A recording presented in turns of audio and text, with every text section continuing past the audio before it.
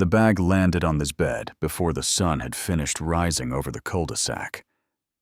It was a thick industrial trash bag, the kind men use for hauling yard waste, black as a wet road in November. Harlan Marsden stood in the doorway with his arms folded across his chest, and he didn't speak right away. He let the silence do the work first.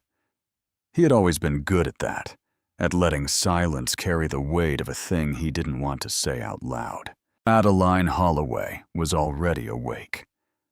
She had been awake since 4 a.m, lying on her back in the narrow bed she had slept in for 11 years, watching the ceiling fan turn slow circles above her. She had known this day was coming. She had known it the way a deer knows winter is coming, in the bones in the quiet, in the way a man counts down to a thing he is looking forward to. Harlan had been counting down. She had seen the calendar in his workshop 2 months ago when she went out to look for her bicycle pump. There was a date circled in red marker, her 18th birthday, and above the circle in his small, cramped handwriting, 2 words: Freedom Day. She had stood there in the workshop for a long minute holding the pump, and she had felt something inside her chest go cold and still. She had not told her mother. There was no point in telling her mother anything anymore. Her mother had been gone for a long time, even when she was sitting at the kitchen table. So when the bag landed on the bed at 6:53 in the morning, the day after her 18th birthday, Adeline did not flinch. She did not turn her head. She kept looking at the ceiling fan. "Just clothes and personal items," Harlan said. "Leave the furniture. The furniture stays." She did not answer. "You've got until noon." Then he walked away, his slippers whispering down the hallway toward the kitchen, where the coffee maker was already gurgling, and Adeline lay there for another full minute before she sat up. She did not cry. She had used up her crying a long time ago on smaller things. On a birthday party Harlan refused to let her have when she was 12. On a school trip to Washington, he wouldn't sign the permission slip for when she was 14, on 1,000 small refusals that had hollowed her out by inches until there was nothing left to cry with. She packed. It did not take long. 2 pairs of jeans, both worn thin at the knees, 4 shirts, a handful of underwear and socks, her toothbrush, the Wendy's uniform she still wore 4 nights a week for 12 hours of pay, a hairbrush, a small canvas bag of toiletries, and from the top drawer of her nightstand, wrapped in a square of clean dish towel, the only thing in the room that had ever truly belonged to her, a photograph. It was creased at the corners and faded around the edges, and it showed a young man, 24 years old, sitting on a couch with a baby in a yellow blanket cradled against his chest. The young man was looking down at the baby with an expression Adeline had spent 15 years trying to memorize. On the back in pencil in handwriting, she had never seen alive someone had written Calvin and Addie first week home. Calvin Holloway, her father. He had died when she was 3. A construction accident. That was all her mother had ever said about it. That was all anyone had ever said about it. She slid the photograph into the front pocket of her duffel bag, the one spot where it wouldn't get bent, and she pulled the zipper shut. She walked down the stairs in her sneakers, carrying the duffel bag over one shoulder and the black garbage bag in her other hand, because she had no other suitcase, and she stopped at the bottom of the stairs and stood in the doorway of the kitchen. Her mother was at the sink. Beverly Marsden was 42 years old, and she had once been beautiful. There was a photograph somewhere in the house in a drawer Adeline had stopped opening, that showed her mother at 23, laughing at something Calvin had said. Her head tipped back. Her hair caught mid-toss in the sunlight. The woman in that photograph was gone. The woman at the sink now had thin shoulders and graying hair pulled back in a tight knot, and she was washing a pan that was already clean. She was washing it slowly, round and round in the soapy water, the same circles over and over. She did not turn around. "Mom." The sponge kept moving. "Mom, look at me." Beverly turned off the water. She dried her hands on a dish towel, slowly taking more time than she needed, and when she finally turned around, she looked at Adeline for about a second before her eyes shifted down to the floor and stayed there. "You'll be fine," Beverly said. "You're an adult now. I have $34. You have a job." "I have a part-time job, Mom. They give me 12 hours a week." Beverly folded the dish towel. She set it on the counter. She picked it up and folded it again. Her mouth was a thin line, and her eyes were red at the edges, but her voice came out flat and dry, as if she were reading off a card someone had handed her. "Harlan's right," she said. "It's time." And what Adeline saw in her mother's face in that moment was not cruelty. It was not anger. It was something far worse. It was relief. The kind of relief a woman feels when a hard thing she has been carrying for a very long time is finally about to be set down. Adeline did not say goodbye. She turned and walked through the living room past the couch, where she had done 11 years of homework, past the television Harlan watched every night, while she stood in the kitchen and ate her dinner from a paper plate. She opened the front door. She pulled it shut behind her with a soft final click. Her car sat at the curb, a 2004 Honda Civic she had bought 8 months earlier, with $300 of saved Wendy's money and a $500 loan from her manager that she had paid back in installments of $50 a paycheck. The check engine light had been on for 3 months. The passenger window did not close all the way at the top, leaving a finger-wide gap that let in rain and cold air and the smell of whatever street she was parked on. She threw the duffel bag into the back seat. She set the garbage bag beside it. She slid behind the wheel. She sat there for a long time before she could make herself turn the key. She looked at the house. She looked at the upstairs window where her bedroom had been. She looked at the kitchen window where her mother was probably still standing at the sink, washing a pan that did not need to be washed, and she understood with a clarity that frightened her that she would not be coming back. Not for visits, not for holidays, not ever. She turned the key. The engine coughed twice and caught. She drove away from the only home she had ever known, and she did not look in the rearview mirror because there was nothing back there worth looking at. The first night she parked at a Walmart on the edge of town.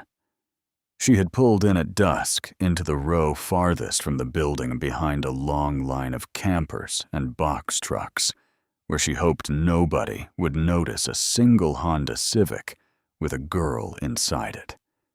She leaned the driver's seat back as far as it would go.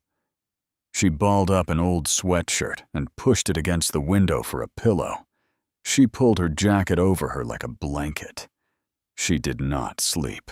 She woke up 4 separate times, though she could not remember falling asleep in between.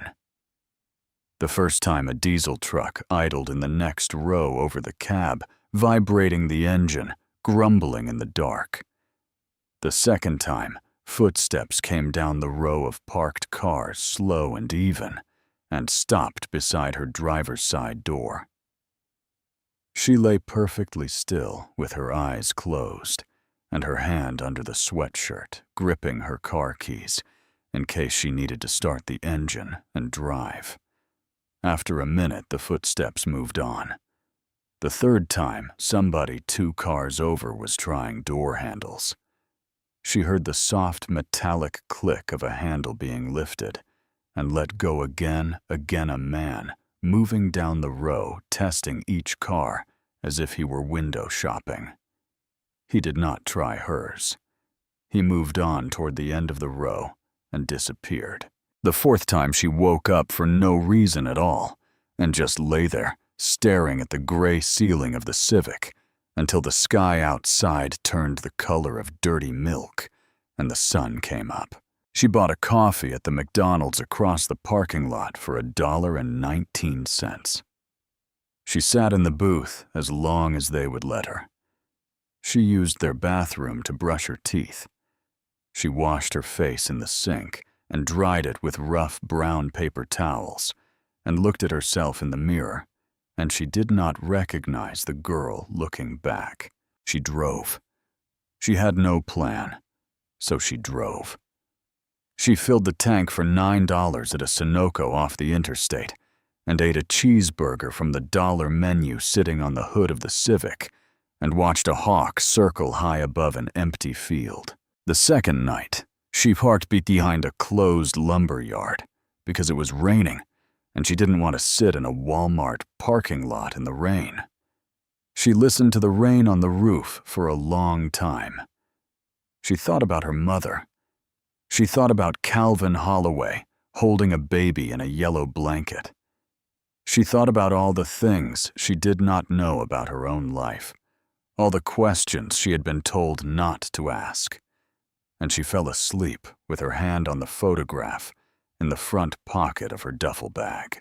The third night, she parked at a rest stop on the interstate under a row of tall pines that swayed in the wind. The bathrooms were open all night, and there was a coffee machine that took quarters. She drank a cup of coffee that tasted like burnt cardboard, and she sat on a wooden picnic bench in the cold dark. And she did something she had not done since she was a child. She prayed. She had not been raised on prayer. Her mother had stopped going to church the year Calvin died, and Harlan called religion a tax on stupid people.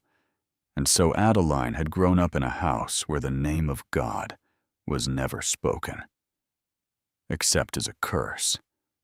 But she had a vague memory, very faint, of a woman holding her in a wooden pew somewhere when she was small, and the smell of lemon furniture polish and a man's voice rising and falling above her head. She did not know whose memory that was. She did not know if it was even hers. But on the third night at the rest stop, she closed her eyes and she whispered into the cold dark. "If there's anybody out there," she said, "I could use some help." That was all. She did not know what else to ask for. She finished the coffee. She went back to the car. She slept 4 hours straight, without waking the longest stretch of sleep she had managed in 72 hours. And when she woke up, the sun was on her face, and her phone was vibrating on the passenger seat. A number she did not recognize. She almost let it go to voicemail. She had never let a number she did not recognize go to voicemail in her life. But she was tired, and she was hungry, and she did not have the energy to pretend she was someone who had her life together. Then, on the fourth ring, she picked up. "Miss Holloway." The voice on the other end was a man's voice, older, careful with the slow vowels of a person who has lived in cold country all his life. "This is Edwin Hartwell from Hartwell and Stone Attorneys at Law. I'm calling regarding the estate of Wendell Holloway." She closed her eyes against the morning light. "My grandfather died a long time ago." There was a pause on the line. Then the voice came back gentler than before, as if it were laying something heavy down on a soft surface so it would not break. "Miss Holloway, your grandfather, Wendell Holloway, passed away 6 months ago on the 14th of October. He was 76 years old. He lived in a town called Briar Creek, about 5 hours north of your listed address, and he named you as the sole beneficiary of his estate. She could hear her own heartbeat in her ear. "That's not possible," she said. "My mother told me he died before I was born." "I can assure you, Miss Holloway, he was alive until last October. He came to my office every spring to update his will. Every spring for 15 years. The voice paused. "He always asked the same question when he came in. He asked whether I had been able to find you." Adeline could not speak. She held the phone against her ear, and she stared through the windshield at the pine trees moving in the wind, and she felt something shift inside her chest, a wall she had been leaning against her entire life that was suddenly silently not there anymore. "What did he leave me?" she finally said. "A cabin," the lawyer answered. "He built it himself from what I understand. The property is paid in full. No liens, no outstanding taxes. He made sure of that. He also left certain personal effects that he asked me to keep at his property rather than in my office." Edwin Hartwell gave her the address. He gave her the name of the road, the directions from the highway, the location of the key under a brick beside the porch. He told her his office was on the main street of Briar Creek, across from the post office, and that he had been trying to reach her for months. "The phone number we had on file was disconnected," he said. "I sent letters to your mother's address. None of them were ever answered." She thanked him, and she hung up and she sat there for 20 minutes, gripping the steering wheel, staring at the trees. And then she got out of the car and walked into the little gas station next to the rest stop. She bought a Vermont state map for $2.99 because the GPS on her phone was almost out of data for the month. She unfolded it on the hood of the Civic in the cold morning light. Briar Creek was up north, way up north, almost to the Canadian border in the green-shaded country, where the roads turned thin and twisty, and the towns were too small to print the names in full. She drove 3 more hours that day to make her gas last. She stopped at a used bookstore in a strip mall, in some town she would never remember, and she sold 3 textbooks she had kept from high school. The man behind the counter, an older fellow with white whiskers and a careful way of handling the books, gave her $18 for the lot. He looked at her over the top of his glasses for a long moment. "You all right, miss?" "Yes, sir." He looked at her for another moment, and then he reached behind the counter, and he handed her a granola bar without saying a word, and she took it, and she thanked him, and she walked back out to the Civic, and she ate the granola bar standing in the parking lot, watching a pickup truck go by with a black Labrador in the bed, its ears flapping in the wind. She drove north.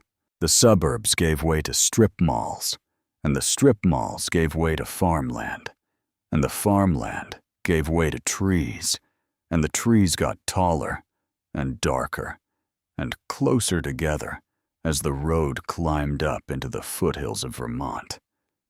The 2-lane highway followed a river for a long while, the water slate gray and moving fast over rocks. And she rolled her window down despite the cold, because she wanted to smell the air. It smelled like cut hay and wood smoke, and the cold mineral breath of a creek running through stone. She passed a sign that said, Briar Creek population 830-something. The last digit had faded past reading.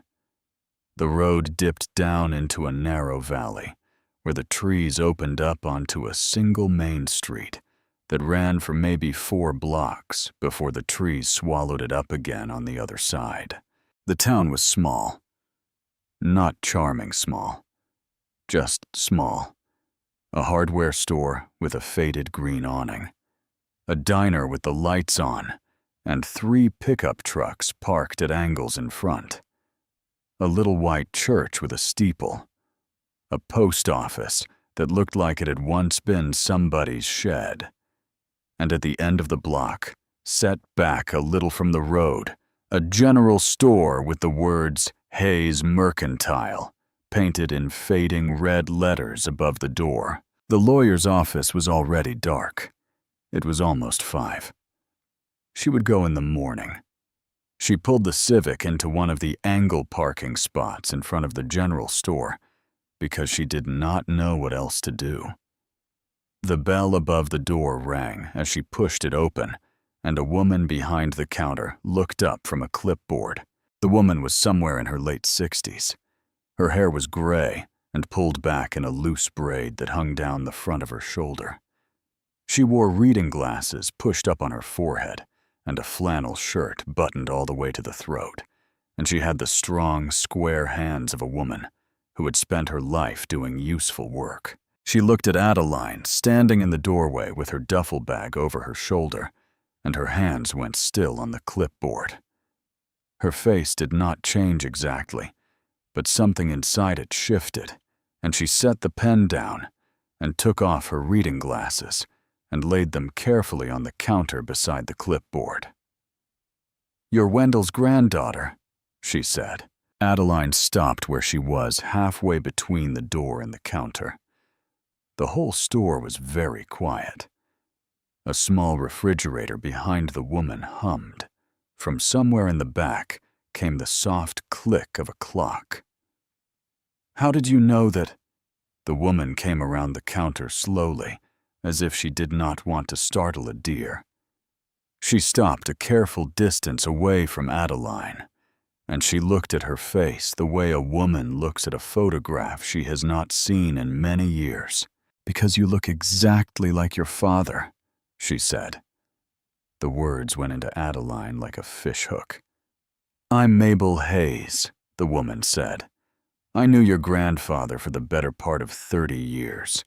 I was his closest friend, and he talked about you every single day for 15 years. Adeline stood in the middle of the store with the duffel bag pulling on her shoulder and her sneakers wet from the parking lot, and she could not make her mouth work. Mabel did not try to hug her. Mabel did not get emotional. Mabel just looked at her with eyes that were warm and steady and patient, the eyes of a woman who had been waiting for this exact moment, and she nodded once slowly as if to say, "All right, then let's begin. Have you eaten today?" "I had a granola bar."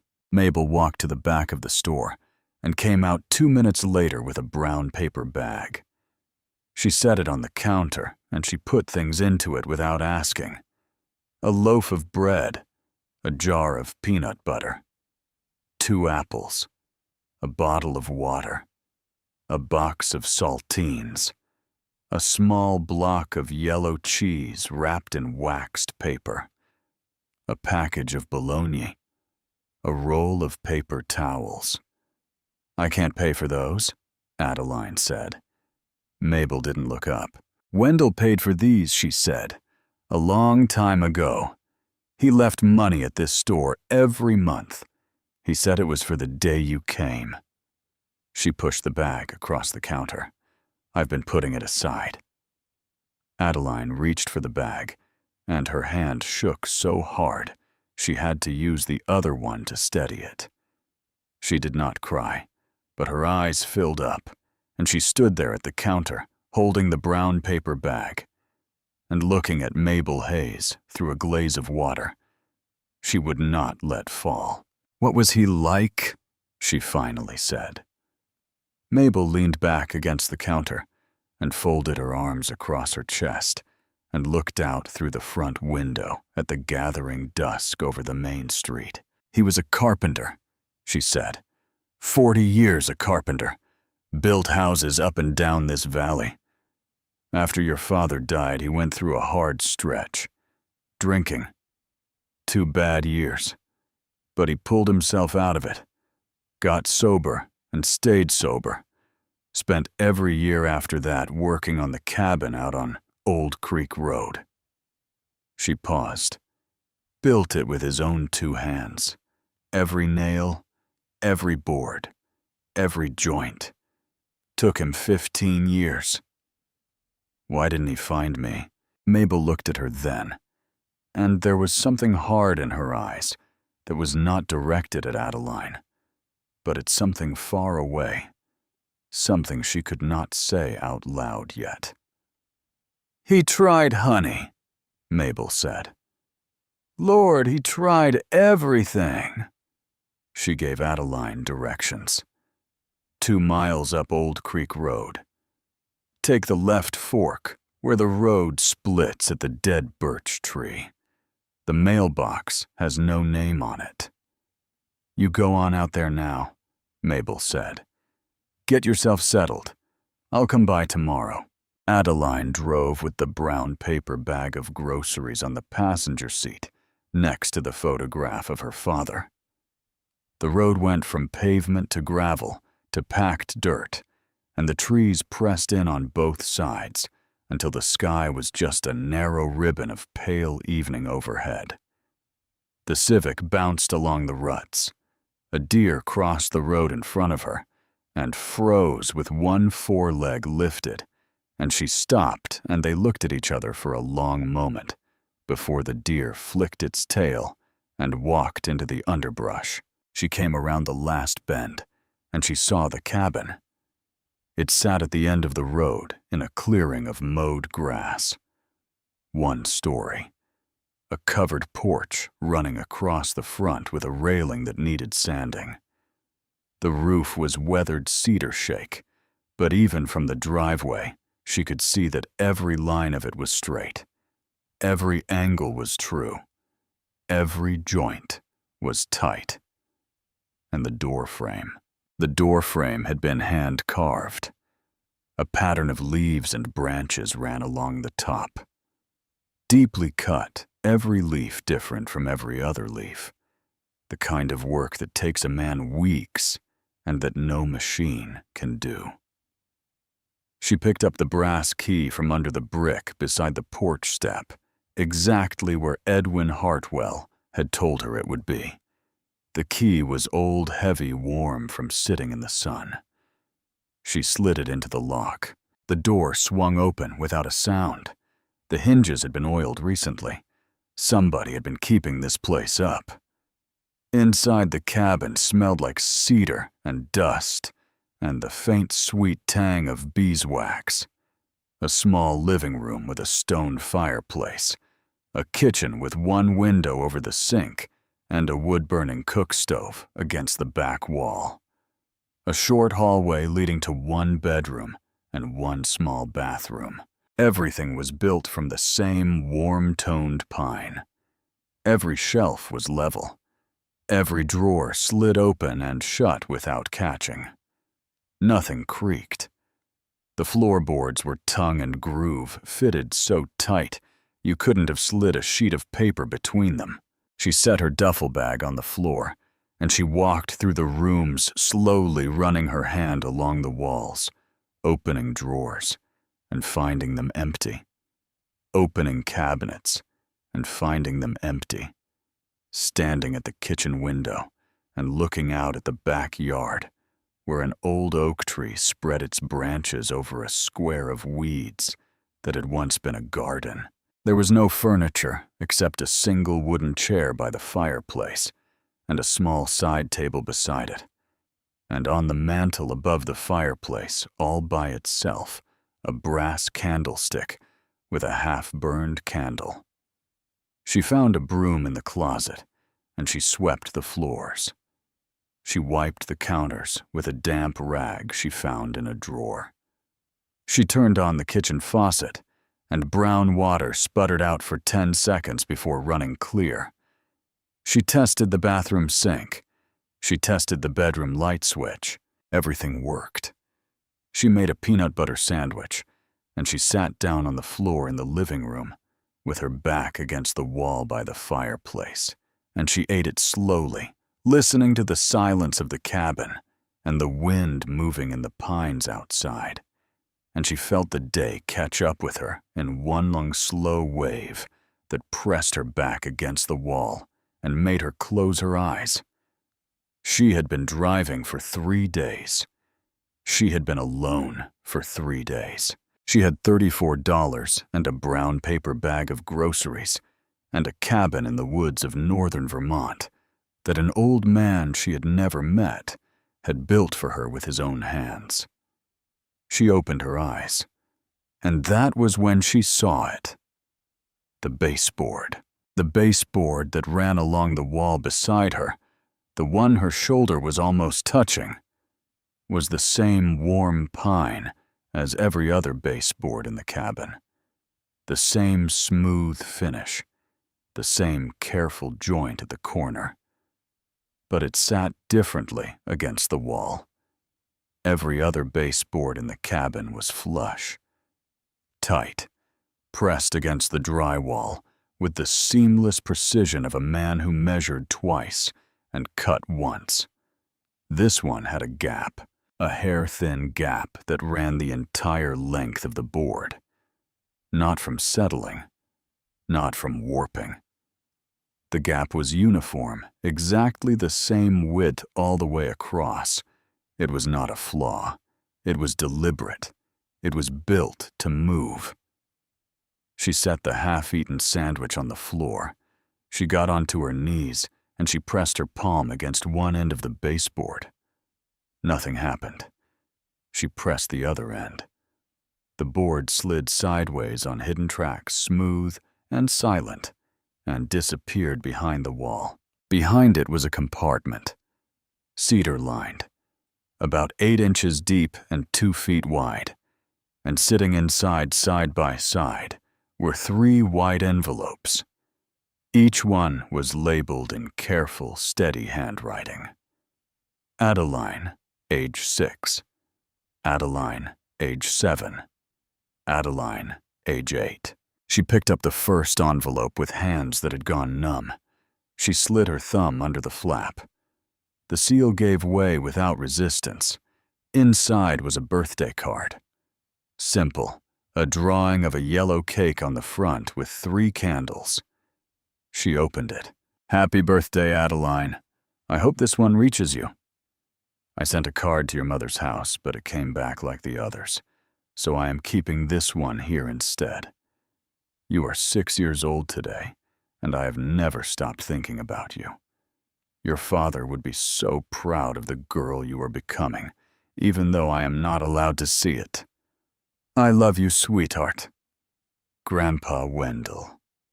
She sat on the floor of the cabin her grandfather had built, and she cried. Not quietly, not with any kind of composure.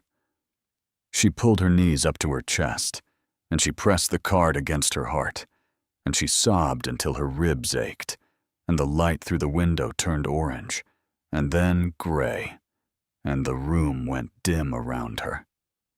He had not forgotten her. He had never forgotten her. He had been right here the whole time, writing her name on envelopes she would never receive, keeping them safe in the walls of a house he was building for the day she would finally come.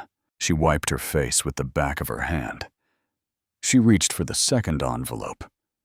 The second envelope was thicker than the first. She opened it carefully, pulling the card out by its edges. A birthday card with a picture of balloons on the front. Inside the same steady handwriting. Happy birthday, Adeline. You are 7 today.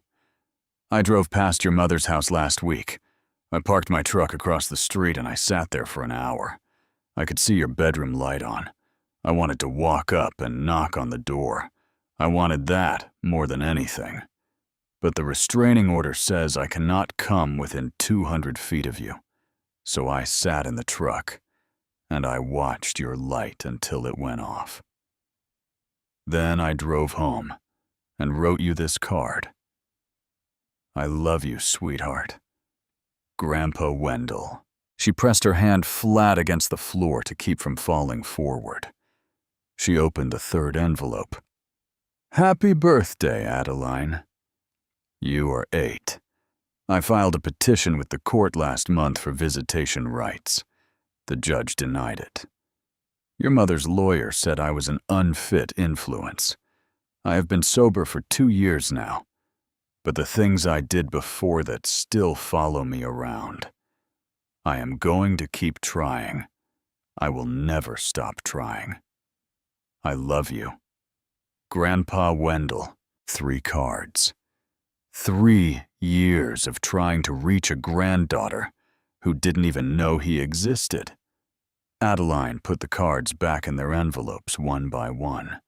She set them on the floor beside her. She sat there for a long time looking at the compartment she had slid open, at the cedar-lined hollow that had been hidden inside the wall of the cabin for over a decade waiting. The tracks were smooth. The fit was precise.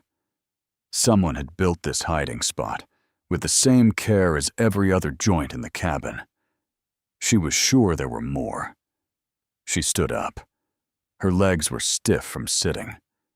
She walked the perimeter of the living room, pressing her palms against baseboards, knocking on walls, running her fingers along every seam where wood met wood. Nothing moved. She went into the kitchen. She started opening cabinets. She checked the backs of shelves. She pulled drawers out as far as they would go and looked behind them. Wendell Holloway had been a carpenter for 40 years. He had known how to make things invisible. She almost missed it. The panel under the kitchen sink looked like a single piece of pine, the same grain as every other panel in the kitchen. But when she pressed her thumb along the bottom edge, she felt a slight give. She pressed harder. The panel tilted forward on a hidden hinge and swung down toward her, revealing a hollow space behind the plumbing. Inside, stacked in a careful pile, were 6 more envelopes. Ages 9 through 14. She sat down on the kitchen floor with her back against the cabinet, and she opened them in order one by one by the light of the single overhead bulb. The handwriting was the same. The cards were the same simple style drawings of cakes and balloons and small, careful watercolors on the front. The messages inside were the same. I am still here, Adeline. I have not forgotten. I think about you every single day. Tucked behind each card folded once and slipped between the inside flap and the cardboard backing were small bills. 20s, 50s, 6 years of birthday cash she had never received. She counted it sitting on the kitchen floor. $420. The message inside the age 12 card was longer than the others. Adeline, I send a card to your mother's house every year. They always come back. So I will keep them here instead. I do not know if you will ever see these, but I write them anyway. Because the alternative is doing nothing. And I made a promise to your father that I would never do nothing. She held the card in both hands, and she felt the world tilt under her. Behind the envelopes, pushed all the way to the back of the compartment, was something else. A small wooden box about the size of a paperback book. She pulled it out carefully.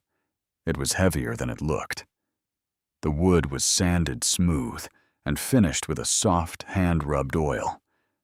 There was a tiny brass clasp on the front, no bigger than a dime. She opened it. A music box mechanism sat inside. The brass comb and cylinder had been fitted precisely into a hollowed-out cradle of the same pine, with a small key on the outside. She turned the key 3 times. She let it go. The mechanism began to play. It was a lullaby. Slow, gentle. A tune she did not recognize. though something in the back of her mind, very faint, said that she had heard it once somewhere a long time ago, in a memory she could not quite reach. On the inside of the lid, burned into the wood with a wood-burning tool, were 5 words. "I made this for you." Adeline sat on the kitchen floor, and she held the music box in her lap, and she let it play until it wound down. The silence after it stopped was the deepest silence she had ever heard. She wound it again. She closed her eyes, and for a moment in the small wooden cabin at the end of the dirt road, with the night pressing dark against the windows and the wind moving in the pines outside, she did not feel alone. She was still sitting on the kitchen floor with the music box in her hands when she heard tires on gravel. Headlights swept across the kitchen window. An engine cut off. A door opened and closed. Footsteps came up the porch steps. A soft knock at the front door. She got to her feet slowly, and she crossed the living room, and she opened the door, and Mabel Hayes was standing on the porch holding a casserole dish wrapped in a dish towel. "Didn't want to come by too early," Mabel said. "Figured you'd need a night to settle in. But then I figured maybe you'd also need supper." She held up the dish. "Chicken and rice, nothing fancy." Adeline took the dish. It was still warm through the towel. She did not trust herself to speak. Mabel stepped inside without being invited the way a person does in a house where they have been 100 times before, and she set her purse on the small side table by the chair, and she looked around the cabin with the soft eyes of someone visiting a familiar room they have not seen in a while. "He kept this place spotless," she said. "I've been checking on it every week since he passed, making sure the pipes didn't freeze. Nothing got in. You've been coming here every week for 6 months." "Promised him I would," Mabel said. "Wasn't about to break a promise to Wendell Holloway." They sat at the small table in the kitchen. Mabel pulled a wooden crate out of the closet and turned it upside down for a stool. Adeline ate the chicken and rice, and Mabel did not push her to talk, just sat there with her hands folded on the table and waited. Finally, Adeline set down her fork. "Mabel," she said, "I found things in the walls, behind the baseboard in the living room, under the kitchen sink." Mabel looked at her. Her face did not change. "He told me he was doing something like that," she said quietly. "Never told me what. Never told me where. Said it was between him and you." Adeline looked down at the empty plate. The food had been simple and warm, and it was the best meal she had eaten in 3 days. She felt tears coming, and she pushed them back. "Tell me what happened to my father." Mabel's hands folded a little tighter together on the table. She looked out the small kitchen window where the dark was complete now, and only their reflection looked back. "Construction accident," she said. "A scaffold collapsed on a high-rise job about 60 miles south of here. Calvin was up 4 stories when it gave way. He was a carpenter too. Learned everything from your grandfather. Had his own little residential business and was doing fine. But he took the construction job because it paid 3 times what residential did." She paused. She looked at Adeline. "He took it to pay for your grandfather's heart surgery." Adeline stopped breathing. "Your grandfather had a heart condition. He needed surgery, but the insurance wouldn't cover all of it. The gap was about $12,000. Calvin took the construction job to close that gap. Wendell told him not to, begged him not to. Calvin said, 'You raised me by yourself after Mom left. You taught me everything. Let me take care of you for once.'" Mabel's voice went very quiet. The scaffold collapsed in his third week on the job. Adeline could not move. "Your grandfather never forgave himself," Mabel said. "He believed that Calvin died because of him, because of his bad heart and his lousy insurance." She looked at Adeline across the table, and her eyes were wet, but her voice was steady. "That's the beginning of it, honey. That's just the beginning. There's more in these walls. A lot more." She stood up. She picked up her purse. "I'll let you find the rest in your own time." She walked to the door. She paused with her hand on the knob, and she turned back. "Whatever your mother told you about him," she said, "I want you to know one thing tonight, and we can talk about the rest tomorrow. Your grandfather loved you every single day for 15 years. He sat on that porch you're standing on every evening of his life, rain or shine, and he watched the road because he believed that one day you would come." She opened the door. She stepped out onto the porch. "And here you are." Then she pulled the door shut behind her, and the cabin was quiet again. And Adeline stood in the middle of the kitchen, with her hand pressed against her mouth, and the music box still sitting open on the table beside her. And she understood with a slow, growing certainty that she had not yet found the half of what was hidden in these walls. She had not even begun. She did not sleep that night. She tried. She rolled out the duffel bag on the bedroom floor, and she lay down on top of it, and she pulled her jacket over her shoulders. But every time she closed her eyes, she saw the handwriting on the envelopes. She saw the 5 words burned into the lid of the music box.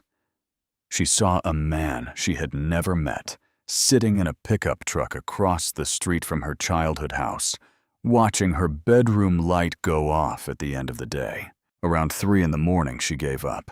She got up. She made coffee on the small electric burner in the kitchen with the supplies Mabel had brought, and she drank it standing at the kitchen window, watching the dark begin to bleed out of the sky above the oak tree in the backyard. When the sun finally came up, she went looking for more. The bedroom was the smallest room in the cabin, a narrow closet with a hanging rod, a single window facing the backyard, bare walls of the same warm pine as the rest of the place. She went over every surface slowly, the way Wendell himself would have done it, the way a carpenter inspects a piece of work that is hiding something from him. She knelt and checked the floorboards. She ran her fingers along the window frame. She knocked on the drywall in slow, careful taps, listening for the hollow knock of a space behind it. She opened the closet and felt along the back wall. She almost missed it. The panel was on the wall opposite the window. The same pine, the same finish. But when she put her palm flat against it and pushed, it moved. Just barely. A 1/16 of an inch. She worked her fingers around the edges until she found the catch. A small wooden button, no bigger than a pencil eraser, recessed into the trim at the bottom corner. She pressed it. The panel swung inward on a hidden hinge. This compartment was deeper than the others, almost a foot deep, the width of 2 hands across. Inside, side by side, were 2 stacks of envelopes, each one tied together with plain kitchen string. She pulled them out and sat down on the bedroom floor, with her back against the bed frame. The first stack was thicker. 15 envelopes, plain white, business-sized. She slid the string off and fanned them out across her lap. Every single envelope was addressed in Wendell's handwriting to Beverly Marsden at her mother's address. The address Adeline had grown up at. The house she had been thrown out of 4 days ago. And across the front of every single envelope in thick red ink and handwriting, she would have recognized anywhere, because she had grown up watching it write grocery lists and school excuse notes and birthday cards for relatives she had never met, was the same stamped message. Return to sender, in her mother's hand. 15 letters, 15 years. Every single one of them opened, resealed, and sent back. She picked up the first letter. Her hands were shaking. The postmark on the envelope was from when she was 4 years old, just over a year after her father had died. She slid the letter out and unfolded it. Beverly, I am sober. I have been sober for 8 months. I am asking you, please, let me see my granddaughter. I will come to your house. I will meet in a public place. I will do whatever you need me to do. She is my son's daughter. Calvin would want her to know me. Please. She picked up the second letter. A year later. Beverly, I have filed the paperwork. My lawyer says we have a real case. I am not trying to take Adeline from you. I just want to see her once a month. One afternoon. That is all I am asking. One afternoon a month. I will bring her back at any time you say. I will sign anything you want me to sign. Please. The 6th letter 5 years in.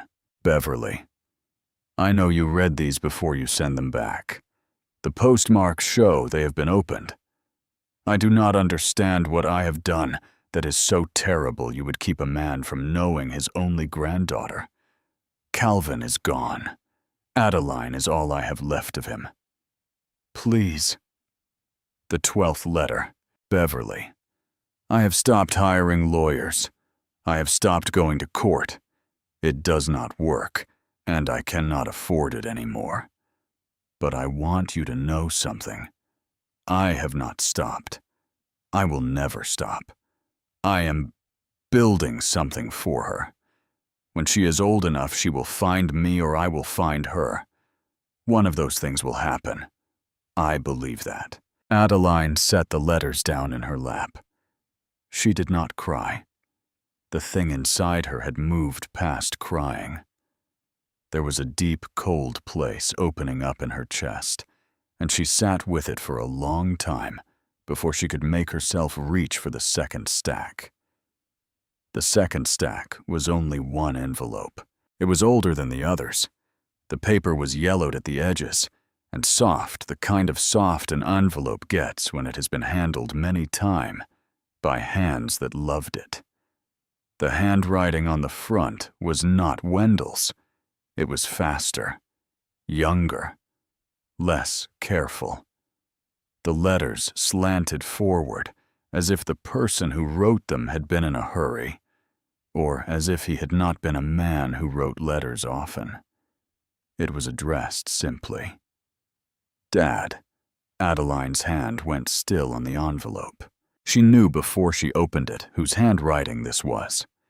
She had seen it once before in pencil on the back of a photograph. Calvin and Addie first week home. She opened the envelope very, very carefully.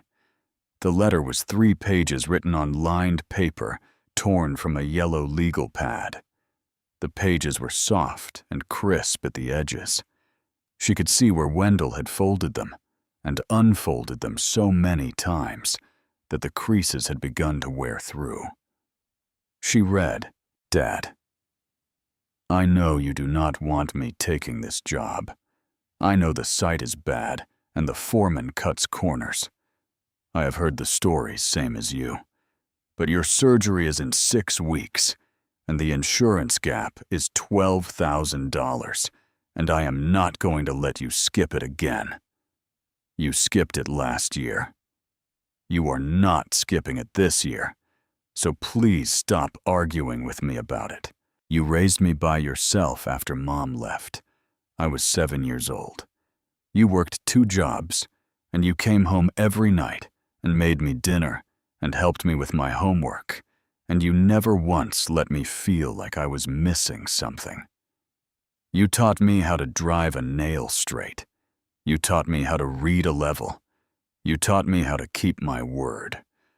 So this is me keeping my word. Let me take care of you for once. I will be careful. I promise. I am not taking any unnecessary risks up there. 3 months is all I need. 3 months and the gap is closed, and you have your surgery, and I come home to Beverly and Addie, and we go back to the way things were. But if something happens, which it will not, but if it does, take care of my little girl. Take care of my Addie. Promise me, Dad. Promise me you will not let her grow up without somebody who knew me. Promise me she will know what I sounded like. Promise me you will tell her I loved her. Promise me. I am 24 years old, Dad. I cannot tell you how strange it is to write a letter like this. But I am writing it because you taught me to plan for the worst, even when you are sure the worst will not happen. So here it is, just in case. I love you. I will see you Sunday. Calvin. The letter had been written 1 week before the scaffold collapsed.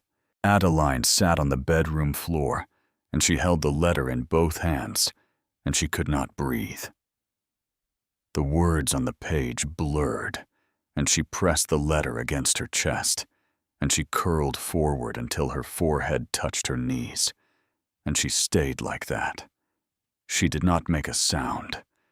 She just sat there, rocking very slightly with her father's last letter pressed against her heart. She did not hear the front door open. She did not hear the footsteps in the hallway. But at some point, Mabel was there, sitting down on the bedroom floor next to her, not touching her, not speaking, just close enough that Adeline could feel the warmth of another person beside her. They sat like that for a long time. When Adeline could speak again, she handed the letter to Mabel without a word. Mabel put on the reading glasses she wore on a chain around her neck. She read it slowly. Her lips moved very slightly with the words. When she finished, she folded the letter back along its creases, the way you would fold a flag, and she pressed the bridge of her nose with her thumb and forefinger. "He never showed me this," Mabel said. "I did not know. It was in the wall." I know. Mabel handed the letter back. Adeline slid it carefully back into the yellowed envelope. "Your grandfather carried your father's death with him every day of his life," Mabel said.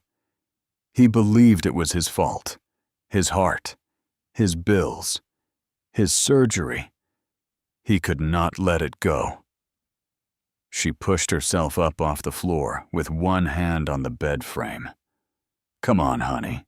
Come outside. You need air." They sat on the porch steps together. The morning was cold and clear, and the sun was full above the trees now.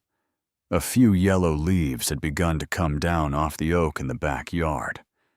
The world smelled like pine and dirt, and the cold green smell of the creek that ran somewhere off through the woods. After a while, Adeline took her phone out of her pocket. She looked at it for a long time. "What is it?" Mabel said. "He's been calling." "Who has?" "Harlan, my stepfather. He's called me 4 times since yesterday. I haven't answered." Mabel did not say anything. "He left a voicemail this morning. Have you listened to it?" "Not yet." Mabel did not push her. She just sat on the porch step with her hands folded in her lap and waited.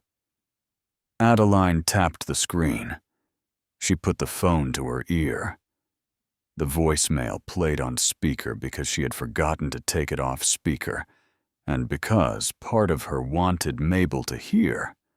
wanted somebody else in the world to hear what she had grown up with.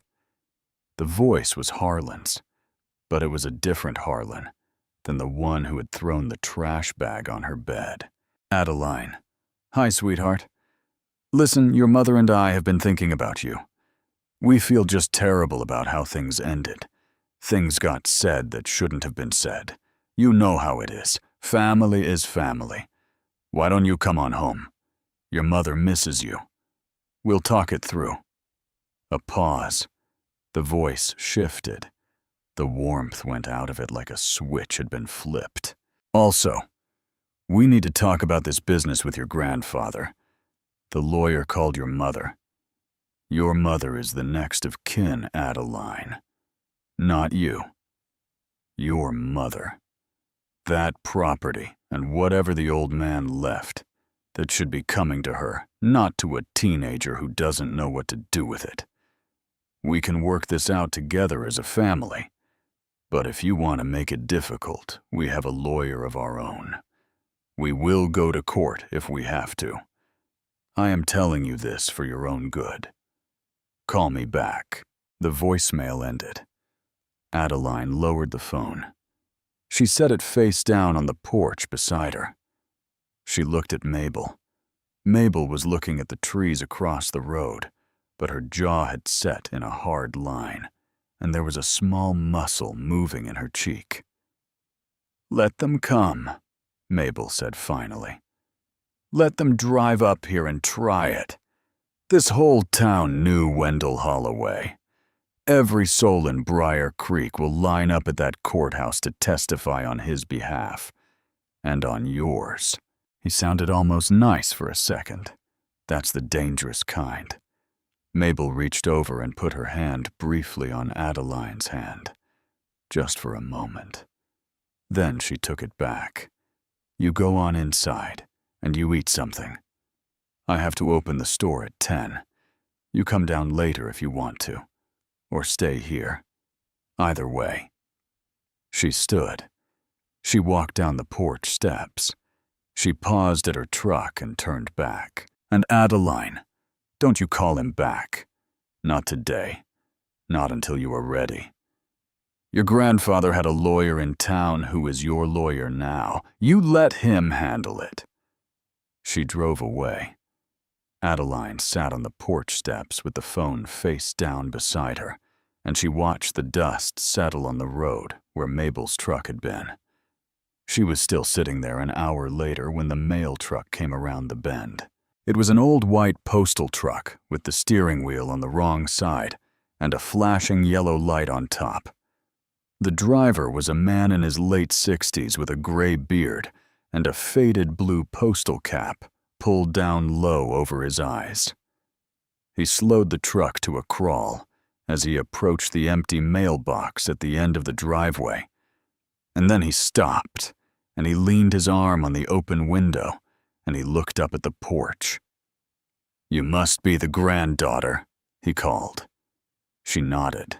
He killed the engine. He climbed down out of the truck slowly, the way an older man does when his knees are not what they used to be, and he walked partway up the driveway and stopped a respectful distance from the porch and took off his cap. Name's Vernon Briggs. Carried mail on this route 26 years. Wendell was on my route the whole time. Yes, sir. He turned his cap over in his hands. I just wanted to say, your grandfather sat on that porch every evening I ever drove past. Every single evening. Rain. Snow. 100-degree heat in August. He would lift his hand to me when I drove by, and I would lift mine back, and that was how it was for 26 years. He cleared his throat. One time I stopped. Had a package needed a signature. He invited me up onto the porch and we had a glass of iced tea, and I asked him. I said, Wendell, what are you doing out here all by yourself every evening? Don't you get lonesome? He looked at her. You know what he said? She shook her head. He said, Vernon, I'm waiting. She'll come one day. She'll come, and when she does, I want her to see the porch first." He put his cap back on. "I figured you ought to know that." He walked back to his truck. He climbed in slowly. He started the engine, and he lifted his hand to her in a small wave, and he drove off down the road. The flashing yellow light bouncing along the gravel, and Adeline sat on the porch steps, and she put her face in her hands, and she stayed there until the sound of the engine faded into the trees. She went back inside. She still had the living room and the fireplace to search. She had checked the baseboards already. She had checked the walls. There was one place she had not yet looked. She walked to the fireplace, and she knelt down on the hearth. The hearth was made of flat field stones, fitted together without mortar, every stone tight against its neighbors. She had noticed yesterday how perfect the work was. Now she looked at it differently. She looked at it the way a man hides a thing, looks at a wall. One stone near the bottom of the hearth sat slightly higher than the others. Not by much. A fraction of an inch. The kind of thing you would never notice unless you were looking for it. She pressed it. Nothing. She pressed it and pushed sideways. The stone shifted. She worked it free and set it aside on the floor. Underneath was a small brass handle set flush into the subfloor of the cabin. She put her finger through the loop, and she pulled. A square section of floorboard lifted on hidden hinges, the joinery so tight she would never have spotted it if she had not been searching for it. The hidden compartment beneath was lined with the same cedar as the others, but it was bigger. A foot square, 6 inches deep. Inside were 2 things: a thick manila envelope swollen with papers, the metal clasp tarnished from age, and a small wooden box, darker than the music box, heavier. The wood was something different. Walnut, maybe. She lifted the manila envelope out first. It was heavy. She sat down cross-legged on the living room floor, and she unfolded the metal clasp, and she pulled out the contents. Court documents, pages and pages of them, printed on heavy legal paper, official stamps, case numbers across the top. She read. The first set was a petition filed in the county family court when Adeline was 6 years old. In the matter of visitation rights for Wendell R. Holloway, petitioner, regarding the minor child Adeline T. Holloway. Wendell had filed for supervised visitation. He had attached character references from Mabel, from his doctor, from his AA sponsor, from 2 former clients whose houses he had built. He had included proof of 18 months of continuous sobriety, certified by his treatment counselor. He had asked the court for 1 afternoon a month, supervised by any party of Beverly's choosing. The response from Beverly's lawyer was stapled behind the petition. It was 4 pages long. It alleged that Wendell had a history of severe alcohol abuse. It alleged that his living conditions were unstable. It alleged that he posed a danger to the minor child. And on the 3rd page, it referenced a sworn affidavit from one Harlan J. Marsden, stepfather of the minor child. Adeline turned to the affidavit. Her hands had gone steady. Cold steady. The kind of steady that comes when the body knows that crying will not help. The affidavit was 2 pages. By Harlan J. Marsden, being duly sworn to declare the following to be true under penalty of perjury. On or about the night of October 14th, the petitioner Wendell R. Holloway arrived at our residence in a visibly intoxicated state at approximately 11:30 p.m. He pounded on the front door for several minutes. When I opened the door, he shouted threats at myself and my wife, Beverly Marsden.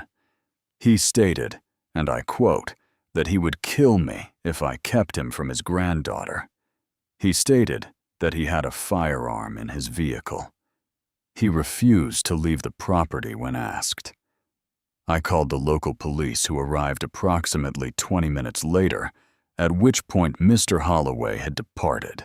The affidavit was signed and notarized. Adeline read it twice. Then she read the judge's ruling 3 pages further back in the stack. The court finds that the petitioner has not demonstrated sufficient stability or evidence of a non-threatening relationship to warrant unsupervised or supervised visitation at this time. Petition denied. The court further orders a no-contact restraining order at the request of the respondent with a 200-foot perimeter. Petition denied. She looked again at the affidavit. She thought about the 3rd birthday card she had opened the night before. The one written when Wendell was sober for 2 years. The one where he had said the things I did before that still follow me around. He had not denied his past. He had owned it. But the man in this affidavit, the man who had pounded on the door at midnight and threatened murder and waved a firearm around, that man had never existed. Adeline knew it, the way she knew her own face in the mirror. She had grown up with Harlan Marsden. She had watched him for 11 years. She had seen him lie about smaller things 10,000 times. Lie to her teachers, lie to the neighbors, lie to her own mother about where he had been and what he had been doing. She knew the shape of a Harlan, lie the way a fisherman knows the shape of a fish under the water, and she knew with absolute certainty that the man who had written this affidavit had sat down at a kitchen table somewhere and made the whole thing up. He had perjured himself in a court of law to take her grandfather away from her. She set the court papers down on the floor. She picked up the wooden walnut box. She opened it. Inside, stacked neatly in a tied bundle, were 15 United States savings bonds. Heavy paper. Official seals. Serial numbers across the top. She lifted them out one at a time. Each one was issued in the name Adeline T. Holloway. Each one was dated 1 year apart. The earliest was from when she was 3 years old. The most recent was from last spring, 6 months before Wendell died. 15 savings bonds, 1 for every year. Bought one at a time by a retired carpenter living alone in a cabin in the woods. At the bottom of the box, folded flat against the wood, was a single sheet of yellow legal paper. She unfolded it. It was a column of numbers in Wendell's handwriting. He had added up the face values of the bonds plus accumulated interest year by year. The total at the bottom of the column was circled. $47,000. She looked at the number. She looked at the bonds spread out on the floor around her. She tried to make the math work in her head.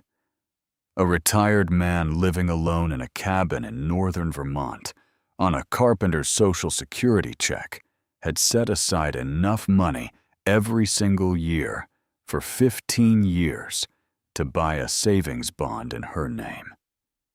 He had eaten less. He had bought less. He had patched his own clothes and fixed his own truck and saved one bond at a time year after year for a girl he had never gotten to meet. $47,000. She put her hand over her mouth. Underneath the bonds, pushed flat against the bottom of the box, was one more envelope. This one was different. Not a birthday card. Not a court document. Just an envelope with one word written on the front, in shakier handwriting than the others. Adeline. She picked it up. She knew before she opened it. She did not need to read it to know. This was the last letter. This was the one Wendell had written near the end. She opened it. The letter was 4 pages written on the same yellow legal paper as the bond tally. The handwriting was looser, slower. The strokes did not have the same confidence as the birthday cards from earlier years. This was a man writing with hands that had begun to shake. She read, "Dear Adeline, if you are reading this, then you found the cabin, and you found what I left for you. I hope you found it in order. The baseboard in the living room first, then the kitchen sink, then the bedroom, then the fireplace. That is how I built them. 1 compartment a year until I ran out of wall space. There are no more. This is the last one. I want to tell you why I hid everything in the walls instead of putting it in a bank or giving it to a lawyer. The answer is simple. She cannot steal what is hidden in the walls of a house she will never visit. Your mother took the money I mailed. She destroyed the birthday cards I sent. She turned every lawyer and every judge against me. But she does not know this cabin exists. She has never been here, and she never will be unless you decide to tell her. I need to tell you about your father, in case nobody else ever will. Calvin died on a construction site on the morning of April 14th. He was 24 years old. He took that job to pay for my heart surgery because my insurance was worthless, and the hospital wanted $12,000 up front. I told him not to go. I told him I would rather die on my kitchen floor than put him up on a scaffold he did not trust. He went anyway. He said, "Let me take care of you for once, Dad." 3 weeks later, the scaffold gave way, and he was gone. I have carried that with me every day since. Your father died because of my heart. My bad heart killed my boy. And then your mother took you from me, and I lost both of them in the space of 2 years. I drank for 2 years. I will not pretend otherwise. I drank hard, and I did things I am ashamed of, and there were nights I do not remember. I was a poor excuse for a man in those 2 years. But I got sober, Adeline. I got sober because I made your father a promise the day you were born, and I intended to keep it even after he was gone. That promise was to take care of you. I could not get to you. Your mother saw to that. So I did the only thing I knew how to do. I built this cabin. I built every joint and every shelf and every drawer. I built the hiding places in the walls 1 a year on your birthday. I bought a savings bond every spring. I wrote you a card every year, and I tucked it into a wall. And I told myself that one day when you were old enough, you would find your way here, and you would find what I left for you, and you would know. You would know that you were loved. That is the whole thing, Adeline. That is the enter thing I wanted you to know. You were loved every single day of your life by a man you never got to meet, by a man whose only son was your father. You were loved when you were born, when I held you in the hospital, and you grabbed my finger with your whole little hand. You were loved when the court said no. You were loved when I was drinking and could not love myself. You were loved when I built this cabin, and when I hid these letters in the walls, and you are loved now wherever I am. You are loved now. You have your father's hands, Adeline. I know that even though I never got to see you hold a tool. Mabel told me things about you when she could find out anything. She said you were quiet and strong, and you did not complain. That is Calvin. That is exactly who Calvin was. Whatever your mother tells you about me, know this. I tried. I tried with everything I had. The law would not let me through. So I built a door of a different kind. You walked through it. The bonds are yours. The cabin is yours. Everything I built and everything I built and saved for you. I am old now and tired, and I do not think I have much time left. But I leave here knowing I kept the only promise that ever mattered to me. I took care of my granddaughter. I love you, sweetheart. Your grandfather. Wendell. Adeline sat on the floor of the living room, and she held the letter in her lap, and she did not cry. The crying was somewhere far away from her now, in a quieter place, a place she would visit later when she was alone with it. She read the letter again. Then she folded it back along its creases, and she slid it back into the envelope, and she put the envelope on the wooden chair by the fireplace where she could see it. She got up. Her legs were unsteady. She walked into the kitchen, and she stood at the sink, and she drank a full glass of water. She washed her face with cold tap water. She dried her hands on a dish towel. She walked back out onto the porch. The afternoon was getting on. The light had begun to slant. Somewhere off in the trees, a woodpecker was working on a dead branch. The wind moved through the pines with a long, low sound, like a person breathing out. She stood at the porch railing. She put both her hands on it. She felt the rough wood under her palms. He had built this. He had cut this railing and sanded it and set it up on this porch with his own hands. She was leaning on something he had made. She straightened. She walked down the porch steps.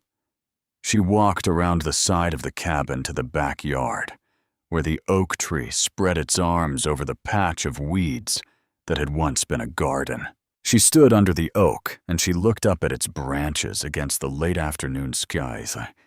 I'm sorry, she said, out loud, to no one in particular. I'm sorry I didn't come sooner. I would have. If anybody had told me, I would have come. The wind moved in the branches above her. She did not know what she had expected. A sign, a feeling, something. There was nothing. Just the wind and the woodpecker and the long, slow afternoon light over the trees. But she stood there for a long time anyway. And after a while, she felt the smallest, strangest thing. Not a presence, not a voice, just a quiet. A kind of quiet she had not known was possible. The quiet of a place where she had been expected. She walked back around to the front of the cabin. She had work to do. She had a porch railing that needed sanding. She had a faucet that still dripped if you turned it the wrong way. She had a back step with a cracked board. She went inside. She found Wendell's toolbox in the closet exactly where she had left it. She picked up a square of 80 grit sandpaper, and she walked back out onto the porch, and she began. She sanded the railing the way she had seen carpenters on YouTube videos. Sand railings going with the grain, long even strokes taking her time. The wood under the sandpaper grew smooth. The rough spots gave way. The afternoon went on. Sweat came up on her forehead despite the cold. She did not hear the truck until it was halfway up the driveway. She straightened up. She put her hand over her eyes against the sun. It was not Mabel's truck. It was a small silver sedan, out-of-state plates. The driver's side door opened first, and a woman stepped out. She was wearing a long wool coat and dark sunglasses, and she stood beside the car for a moment, looking up at the cabin, looking at the porch, looking at the carved leaves around the doorframe. The passenger door did not open. Adeline could see a figure inside, slumped low in the seat, head down, looking at a phone. The woman walked up the path slowly. She stopped at the bottom of the porch steps, and she took off her sunglasses, and she looked up at Adeline standing on the porch with a piece of sandpaper in her hand. It was her mother. Beverly Marsden was 42 years old, and she looked like she had not slept in a week. Her hair was pulled back tight. Her eyes were red at the edges, but her mouth was set in a hard line, and her hands were clasped in front of her, gripping each other so tightly that the knuckles had gone white. "Adeline," she said. Adeline did not answer. Beverly looked at the porch, at the sanded railing, at the cabin with its hand-carved doorframe. Something moved across her face that Adeline could not read. Maybe shame, maybe grief, maybe just the look of a woman seeing a place she had spent 15 years pretending did not exist. "We need to talk," Beverly said, "about your grandfather's property." Adeline set the sandpaper down on the railing. Behind her mother, the passenger door of the sedan finally opened. Harlan Marsden stepped out. He was wearing a sport coat over a button-down shirt, the way a man dresses when he wants to look like he means business. He did not come up the driveway. He leaned against the side of the car with his arms folded. The afternoon was very still. Adeline looked at her mother. Then she looked past her at Harlan, leaning on the sedan. Then she looked back at her mother. "Come up on the porch," she said quietly. "Just you, not him." Beverly hesitated. Then she climbed the porch steps. Adeline opened the door behind her. She did not invite her mother inside. She walked into the cabin alone, and she went to the bedroom, and she came back out a moment later, carrying the bundle of 15 letters tied with kitchen string. She set the bundle on the porch railing. She fanned the envelopes out so that the red return to sender stamps were visible on every single one. Beverly Marsden looked down at her own handwriting. 15 years of it splashed in red ink across her father-in-law's letters, and the color drained out of her face like a tide going out. She put one hand on the railing to steady herself. She did not speak. Adeline did not speak either. The afternoon light came slanting through the pines, and somewhere off in the trees, the woodpecker started up again. And on the porch of the cabin her grandfather had built too, women stood across from each other with 15 years of lies laid out on the railing between them, and neither one of them yet knew which one would speak first. The silence on the porch lasted a long time. The wind moved in the pines. Somewhere up the road, a crow called once twice, and was answered by another crow further off in the trees. The afternoon light came down through the branches and laid itself in long, pale stripes across the boards of the porch, where Wendell had cut and fitted them. Beverly Marsden did not look up from the letters. She looked at her own handwriting in red ink, 15 years of it, and her shoulders had gone narrow and pulled in the way shoulders go when a person is bracing against something that has finally found them. "I can explain these," she said. "I'm sure you can. Adeline. I read them, Mom. I read all of them."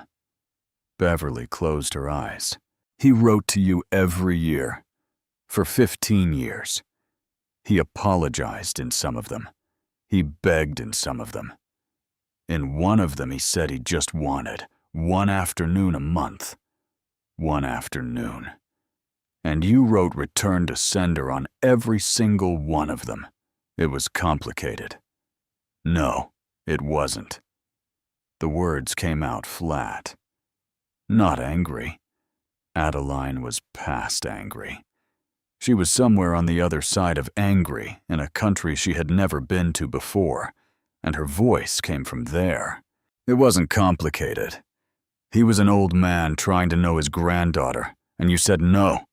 Every time, for 15 years. There's nothing complicated about that. Beverly opened her eyes. She looked at Adeline. Her face had gone very pale. You don't know what he was like. You told me he was dead. That sentence hung in the air between them. Beverly flinched as if Adeline had struck her. You looked at me when I was a child, Adeline said, and you told me my grandfather had died before I was born. You let me grow up believing that. You let me write a school essay in the 4th grade about how I had no living grandparents. I remember writing it. I remember the teacher gave me a sticker for the handwriting. Adeline. He was 5 hours away. He was alive the whole time. He sat on this porch every single evening for 15 years, and he watched the road, and you knew. You knew where he was. You knew what he was doing, and you let me believe he was dead. Beverly's hand on the porch railing began to shake. Down the path by the sedan, Harlan straightened up. He uncrossed his arms. He took a step away from the car. Adeline saw him do it. "Stay where you are, Harlan," she called. He stopped. "This isn't about you yet." He stood very still in the middle of the driveway, his sport coat catching the afternoon wind, and he looked up at the porch with an expression that Adeline did not bother to read. She turned back to her mother. "There's more," she said. She walked to the door of the cabin, and she opened it, and she went inside. She came back out a minute later, carrying the manila envelope from under the fireplace hearth. The court documents. She set it on the porch railing next to the letters, and she opened the metal clasp, and she pulled out the affidavit, the one Harlan had signed and notarized when Adeline was 6 years old, and she set it on top of the envelope so that the heading was facing her mother. Beverly read the first line. Her hand went to her mouth. "You knew about this," Adeline said. You knew. Your lawyer used this in court to deny him visitation, to get a restraining order. This was the document that kept him 200 feet away from me for the rest of my childhood." Beverly did not answer. "Did it happen?" Adeline said. "Adeline, did it happen, Mom? Did he come to the house in the middle of the night drunk and threaten to kill Harlan and wave a gun? Did that happen?" A long, long pause. "No." The word came out very quiet. "He came to the house once," Beverly said. "He came one time. He had been drinking. He was not violent. He was crying, Adeline. He stood on the porch and he asked to see you. Harlan answered the door. Harlan told him to leave. Wendell left. That was it. He never came back. And the gun. There was no gun. And the threats. There were no threats." Adeline looked at her mother in the slanting afternoon light. She did not raise her voice. She did not need to. "Harlan committed perjury, in a court of law, to take my grandfather away from me, and you signed off on it." At the bottom of the driveway, Harlan started up the path toward the porch. "That is enough," he called. "That is enough of this. Beverly, we are leaving." "Stop right there, Harlan." He didn't. He came up the path. He climbed the first porch step. He climbed the second. He never made it to the third. A truck door slammed somewhere up the road. Then another closer. Adeline did not turn to look because she did not need to. She knew the sound of Mabel's old Ford. She had heard it on this driveway 4 times in 2 days. Mabel walked up the path slowly. She did not hurry. She walked with the deliberate steadiness of a woman who had decided how this was going to go before she ever got out of the truck. And her hands were empty, and her face was calm. And she stopped at the bottom of the porch steps about 6 feet away from Harlan. And she looked at him with her arms folded across her chest. "Hello there." Harlan looked at her. "This is a family conversation, ma'am."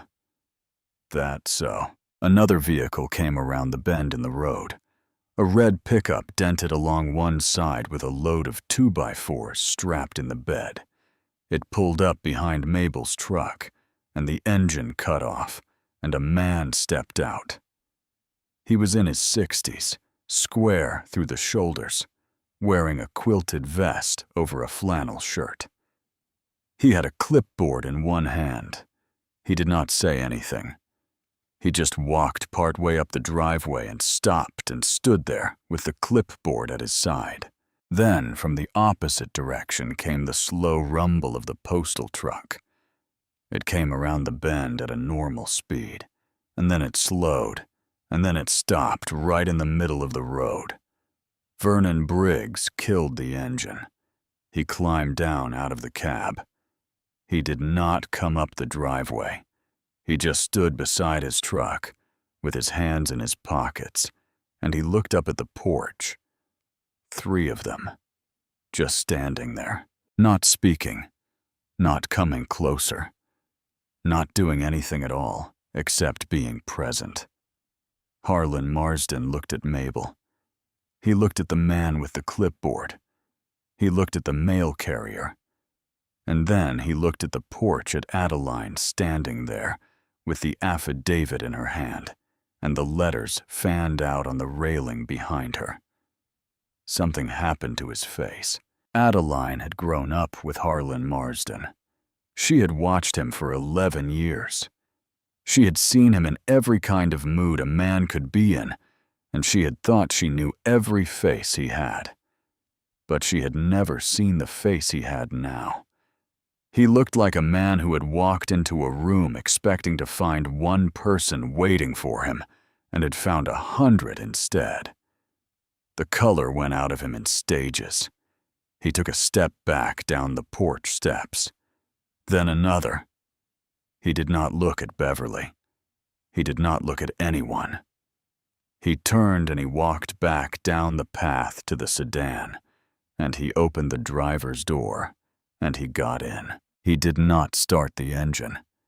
He just sat there in the driver's seat behind the steering wheel of his silver sedan, with his hands in his lap and his head down. And after a long moment, Adeline understood that he was waiting for Beverly. She turned back to her mother. Beverly was crying. It was not loud. It was not the kind of crying she had ever done in front of Adeline before. It was the quiet, exhausted crying of a person who has been holding something for a very long time and has finally set it down and discovered she does not know how to stand up without it.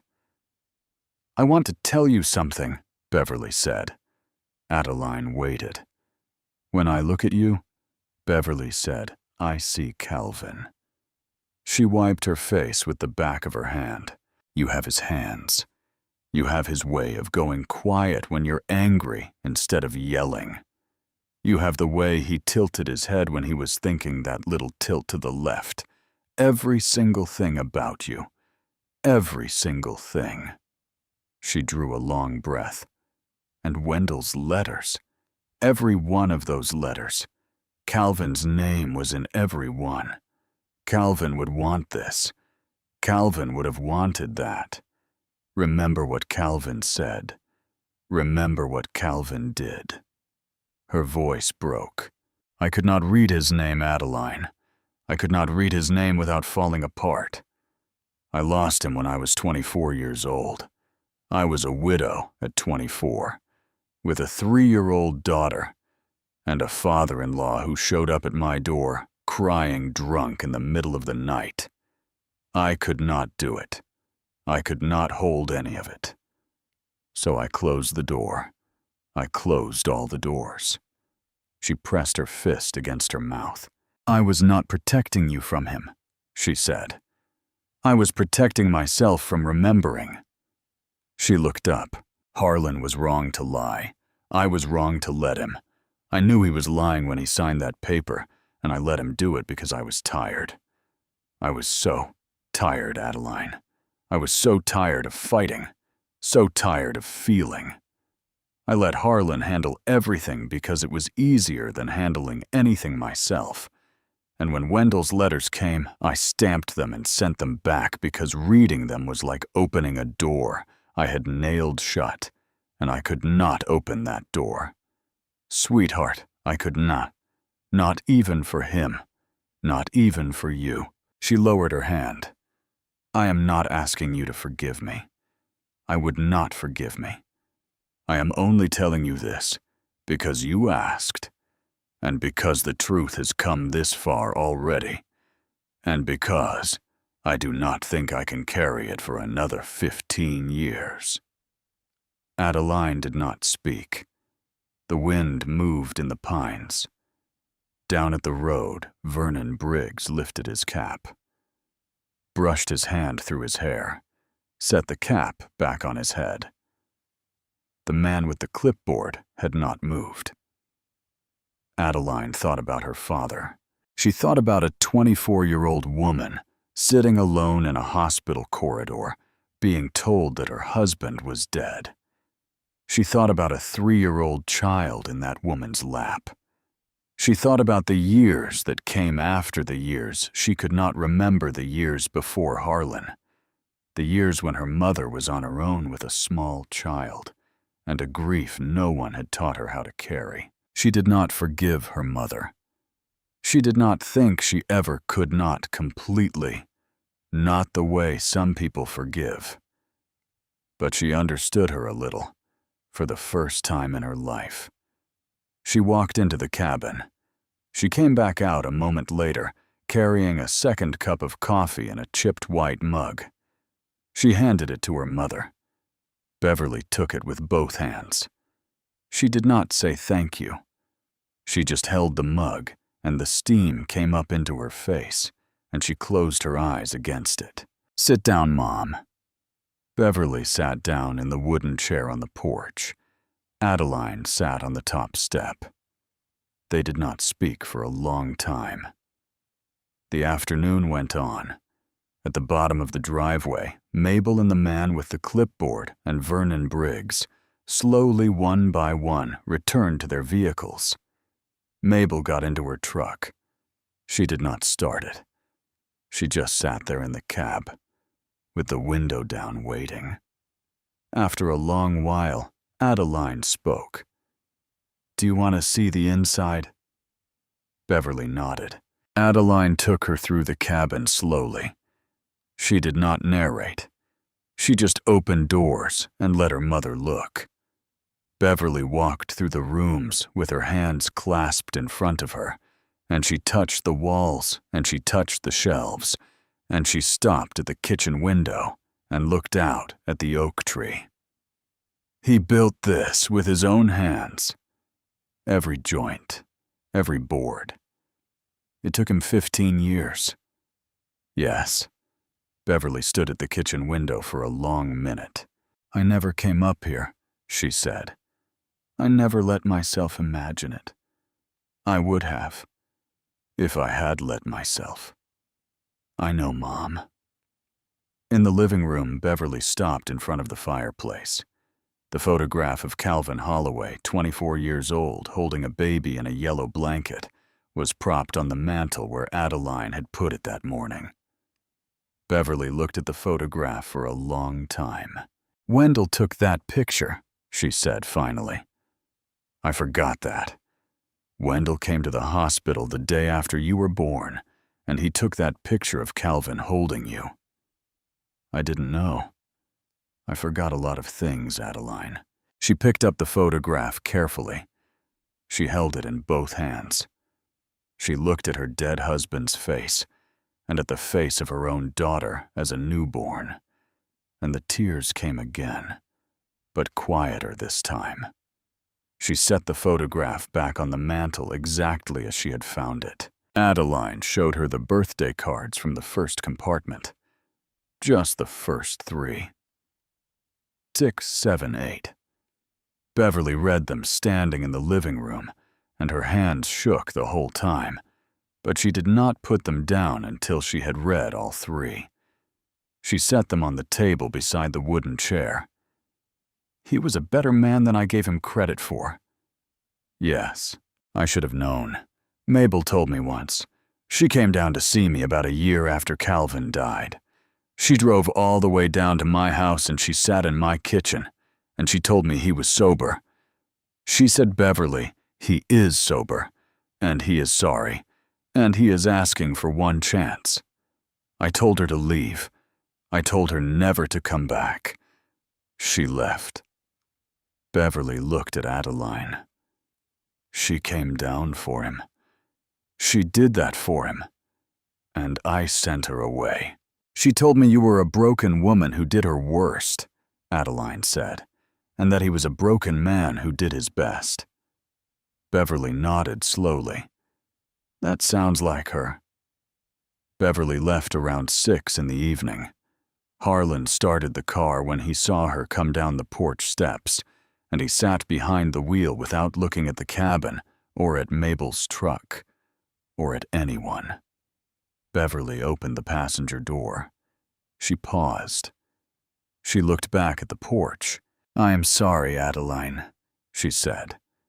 I know that is not enough. No, Mom, it isn't. Beverly nodded once. She got into the car. Harlan put it in reverse, and the sedan backed slowly down the driveway and turned around at the wide spot and drove away through the trees, and the sound of the engine faded into the woods. Adeline stood on the porch, and she watched the dust settle on the road. Mabel got out of her truck and walked up the path. You all right, honey? I will be. You did good. You did real good. Adeline did not answer. She did not feel like she had done good. She felt like she had done something necessary, and the difference between necessary and good was a thing she had not known existed until that afternoon. And she was tired now, the kind of tired that had nothing to do with sleep. Mabel sat with her on the porch step until the sun went down behind the pines. They did not talk much. After a while, Mabel stood up. I brought you a pie. Left it in the truck. I'll bring it up. She walked down to the truck and came back with a pie tin covered in foil and set it on the porch railing where the letters had been an hour earlier. Blueberry, she said. I figured today was a blueberry pie kind of day. She did not stay to eat it with her. She knew the way some people know that Adeline needed to be alone. She got into her truck. She lifted her hand. She drove away. Adeline ate 2 pieces of pie, sitting on the porch step in the dark. 2 weeks later, the phone rang on a Tuesday afternoon. Adeline was outside hauling old garden tools out of the shed when she heard it, and she came inside wiping her hands on her jeans. It was Edwin Hartwell. Miss Holloway, I wanted to let you know that your mother's attorney called me this morning. They are withdrawing the petition. There will be no contest of the will. Everything stays as your grandfather left it. Adeline stood in the middle of the living room, with the phone pressed to her ear. Why? That I do not know. I did not ask, but the petition is gone. She thanked him, and she hung up, and she stood there for a moment looking at the wooden chair by the fireplace. Beverly called her that evening. It was a short call. They were all short calls. 10 minutes. 12 sometimes. They were not warm. They were not easy. But they happened once a week on Tuesdays, and Adeline did not refuse them. "I left him," Beverly said. "You left Harlan. I asked him to move out. He moved out this morning. His brother in Schenectady is letting him stay there for now. What happened?" "I saw the affidavit, Adeline. When you laid it out on the porch railing, I had not looked at it in 12 years. I had let myself forget what was in it. And when I saw it laid out there with all the letters, I understood something I had been refusing to understand for a long time." "What?" "That I had built a life with a man who would do that. Who would sit at a kitchen table and write down a lie about a grieving old man and sign it under oath just to keep his stepdaughter from a piece of her own family. I built a life on top of that. And when I saw it laid out on your porch, I could not unsee it." Adeline did not answer. "He is not coming back, Adeline." "All right, Mom. I am not saying that to win you back. I am saying it because it is true." "All right." A pause. "The town up here," Beverly said. "Briar Creek. The people who came to the porch that day. Mabel. The man with the lumber. The mail carrier. Do they know about the affidavit?" "Mabel knows. I have not told anybody else. You should know that word has gotten around down here too. I do not know how. Maybe Harlan's brother. Maybe one of the lawyers. But it has gotten around. People at the diner have stopped talking when Harlan walks in. 2 of his clients at the garage have moved their business. The neighbors on either side of his brother's house have not so much as nodded at him in 2 weeks. Adeline did not speak. "Small towns have a way of handling things," Beverly said. "I am learning that." After they hung up, Adeline sat in the wooden chair by the fireplace for a long time. She did not feel triumphant. She did not feel anything that simple. She felt something closer to a quiet that had settled into the rooms of the cabin and into the corners of her life. The quiet that comes when a thing that should never have been said has finally been laid out, where it can be seen and recognized for what it was. She thought about Harlan Marsden sitting in his brother's spare bedroom in Schenectady. She did not feel sorry for him. She did not feel anything for him at all. The next morning, Mabel came up with a basket of fresh muffins from the bakery in town, and they sat on the porch and ate them with coffee, and Mabel looked at her over the top of her mug. "You hear the news?" "I heard. How do you feel about it?" "I don't know." "That's all right, too." Mabel set her coffee down. "You know," she said, "some people get bigger after grief. Some people get smaller. Your mother got smaller. She let a small man become the size of her whole life. She is still going to be a smaller woman than she could have been, Adeline. She is not going to be the mother you wished you had had. But she is starting to come back to her own size, and that is something." "Yes. And Harlan, he was always small. He just had people propping him up. The propping has stopped." She picked up her muffin. "That's how it works in small towns. That's how it has always worked. You do something foul to one of ours, and you find one day that the chairs at the diner are full when you walk in, and the gas station does not have your usual brand of cigarettes anymore, and the man you bought your truck off of will not return your calls when the transmission goes. Nobody draws a knife. Nobody yells. It just gets very quiet around you, and one day you realize you can't live there anymore." "Mabel." "Yes." Was that what you and the others were doing on the porch? Mabel chewed her muffin slowly. She swallowed. I was just standing in the driveway, honey. I cannot speak for anybody else. But there was a small movement in the corner of her mouth, the closest thing to a smile Adeline had ever seen on her. The weeks turned into a month. The month turned into 2. Adeline made a list of things the cabin needed, and she worked her way down the list one item at a time. She replaced the rotten porch post with a new one, cut from lumber. Mabel's husband Henry had once milled at the sawmill on the other side of the ridge. She rebuilt the back step. She replaced the cracked board in the bathroom floor. She fixed the window latch in the bedroom that did not quite catch. She oiled all the hinges in the cabin one by one until the doors moved without a sound the way Wendell had wanted them to. She bought a bed used from a family in town that was upgrading. She bought a small kitchen table and 2 chairs from the clearance section at the hardware store. She built a bookshelf for the alcove beside the fireplace, out of scrap lumber Henry gave her. It was not as fine as Wendell's work. The joints were tight, but they were not invisible. She was still learning. But it was hers, and the books on it were hers, and that was enough. She used part of the bond money to enroll in the community college, 20 miles east. Design and carpentry.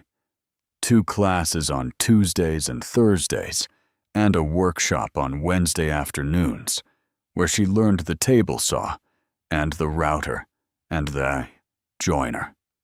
Her instructor was a retired contractor named Mr. Whitaker, a big, quiet man with a gray beard and patient eyes. He watched her work one afternoon at the bench fitting a mortise and tenon joint for a small box she was making, and he stood behind her with his arms folded, and he said nothing until she was finished. Then he said, "You have good hands. You don't fight the wood. Most beginners push too hard. You let it tell you where to go." She did not answer. She just nodded because she did not trust her voice. She thought about her grandfather. She thought about her father. She thought about a line in Wendell's last letter. "You have your father's hands, Adeline. I know that even though I never got to see you hold a tool." She worked weekends at Mabel's store, $12 an hour. Stocking shelves, running the register, helping older customers carry things to their trucks. She learned the names of everybody who came in, and she learned which ones needed help, and which ones wanted to be left alone, and she discovered that she liked the work in a way she had never liked any work before. It was honest. The shelves either had soup on them, or they didn't. The register either balanced, or it didn't. There was no pretending. In February, she joined the volunteer fire department. The chief was a woman named Harris in her 50s. Hard and direct, with a way of speaking that did not waste a single word. Adeline trained every Thursday evening with 8 other volunteers. She learned to check hydrants and roll hose and operate the pump on the engine. She liked the discipline of it. She liked the feel of being part of something that mattered. She liked the way the older volunteers, men in their 60s and 70s, who had been on the department for decades, talked to her not as a teenager, but as a person who had chosen to show up. That was all that mattered to them.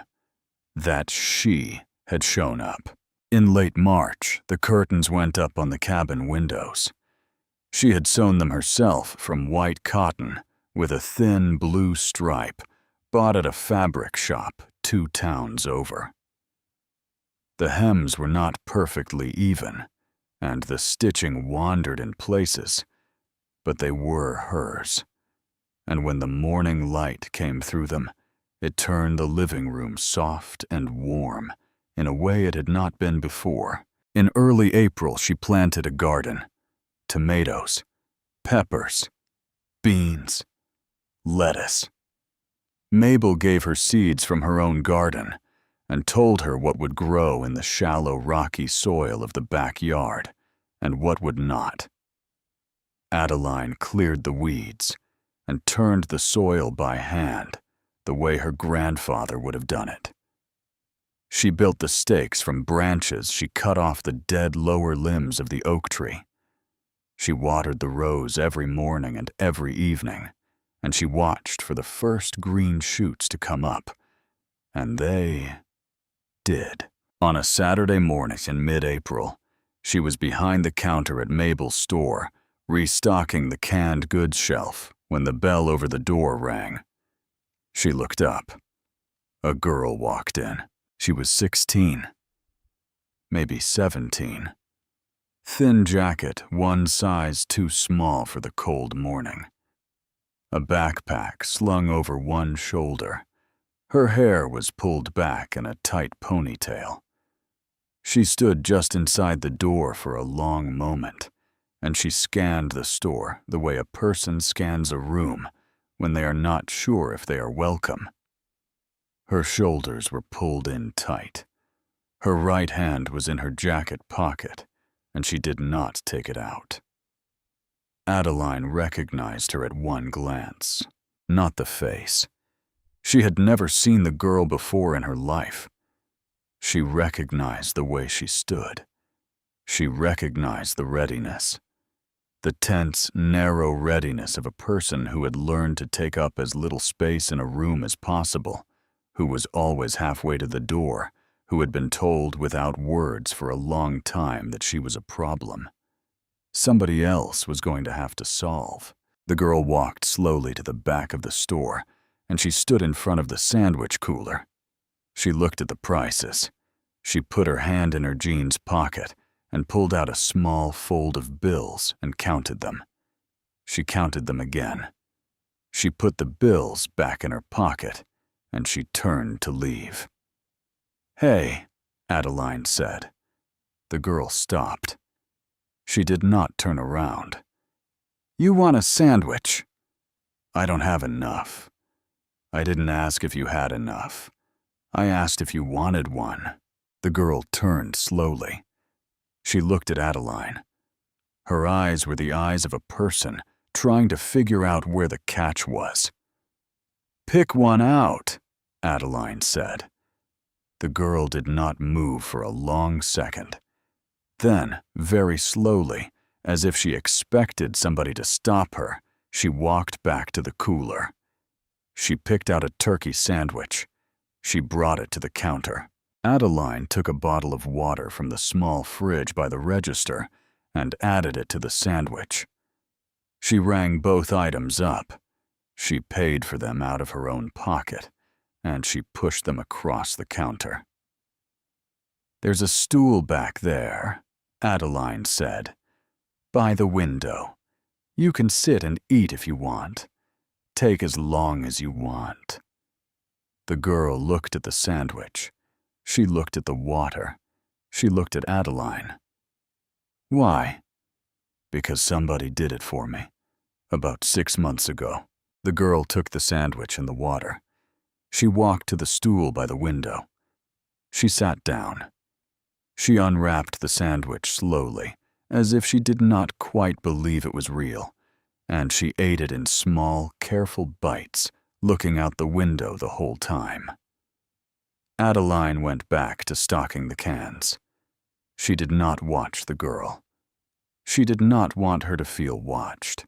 Mabel was at the back of the store, leaning in the doorway to the storeroom with her arms folded. She had been there the whole time. She did not say a word.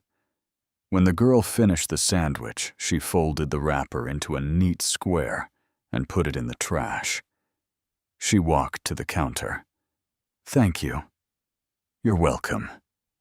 Adeline pulled a piece of paper from the pad by the register. She wrote a number on it in pencil. She slid it across the counter. "That's my phone," she said. "If you need anything, if you need a place to sit, if you need a sandwich, if you need somebody to call, that's the number." The girl looked at the paper. "You don't know me." "I know. You don't have to do anything about that. Just keep the number." The girl took the paper. She looked at it for a moment. Then she folded it once and put it in the inside pocket of her jacket, the small zippered one, the one she had probably learned to put important things in a long time ago. She nodded at Adeline. She walked out. The bell over the door rang behind her. Adeline went back to the canned goods. Mabel came up beside her after a while. She picked up a can of tomato soup and turned it around in her hand thoughtfully, as if she had never seen one before. "Wendell would have done the same thing." "I know." Mabel put the can on the shelf. "That's how it works," she said. "Somebody does it for you. You do it for somebody else. It is a small thing. It is not the answer to anything. But it is how a town like this gets to be a town like this." She walked away. That evening, Adeline sat in the rocking chair on the porch. She had bought the chair at the second-hand store in town the week before. Oak worn smooth from years of use by somebody she would never know. It rocked easily on the porch boards, and she liked the way it creaked under her in the cool spring evenings. She had a cup of coffee in her hands. The sun was going down behind the pines. The sky was orange at the bottom, and a deep cold blue at the top, and the first stars were just beginning to come out in the east. The photograph of Calvin Holloway was on the mantel inside, framed now in a small wooden frame she had made in Mr. Whitaker's workshop. Beside it, in a frame she had made the same week, was a photograph her mother had mailed up to her a month ago. It was a picture of Wendell Holloway in a red flannel shirt, sitting in a kitchen chair, with a baby in the crook of his arm. He was looking down at the baby with the closed, careful smile of a man who was holding something more precious to him than he had words for. The baby was Adeline. She was wrapped in a yellow blanket. She had not known the photograph existed. Her mother had mailed it in a box of other things Beverly had kept in a drawer for 15 years and had never been able to throw away. Old pictures, a small pair of baby shoes, a wooden rattle Calvin had whittled by hand for his daughter before she was born. Adeline had set the rattle on the mantel between the two photographs where it caught the light. She had not forgiven her mother. Not all the way. She did not think that was the kind of thing that happened all at once, or maybe ever not completely.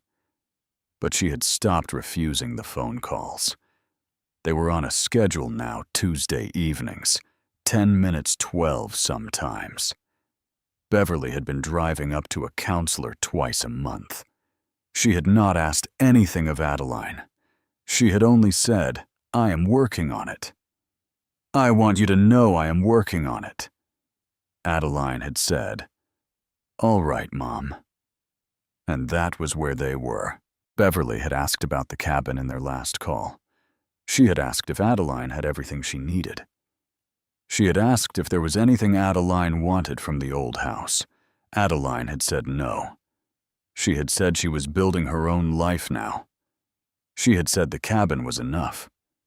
Beverly had been quiet for a long time on the other end of the line, and then she had said, "I am glad, sweetheart. I am glad about that." The sun went all the way down. The pines turned black against the deepening sky. The first crickets started up somewhere out in the backyard, where the garden was coming in. Adeline rocked slowly in the chair on the porch her grandfather had built.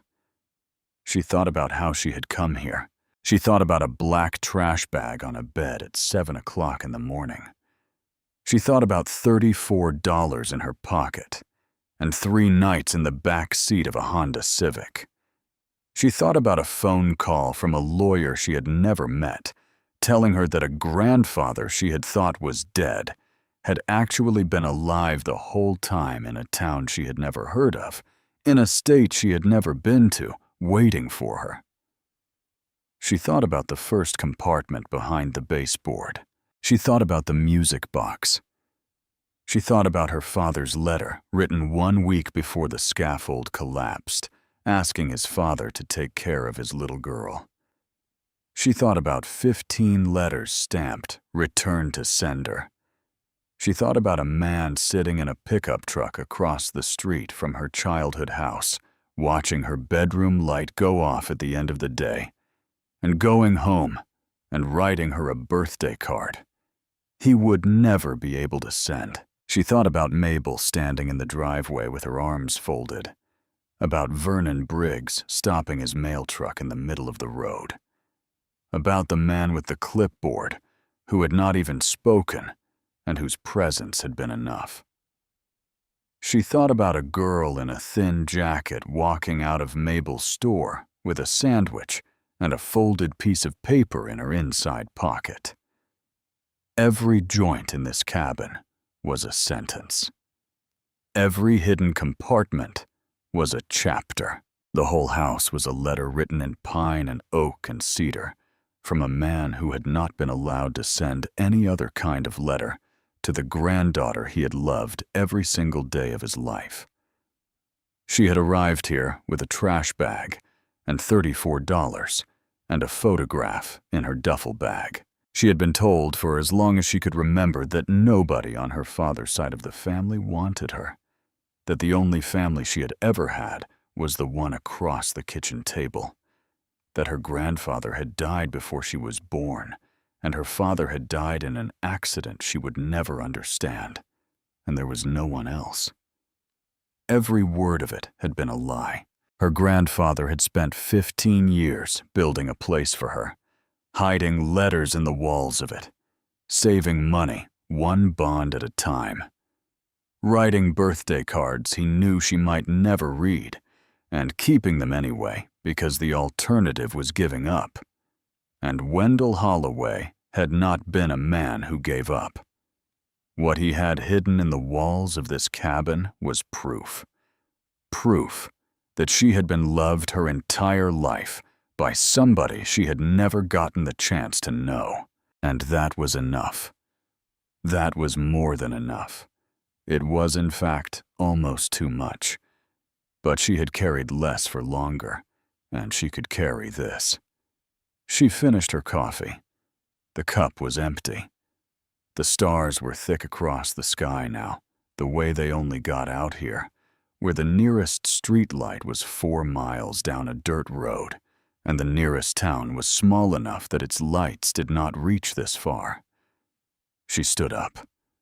The rocker rocked a couple of times behind her, and then went still. She went inside. She set the empty mug in the sink.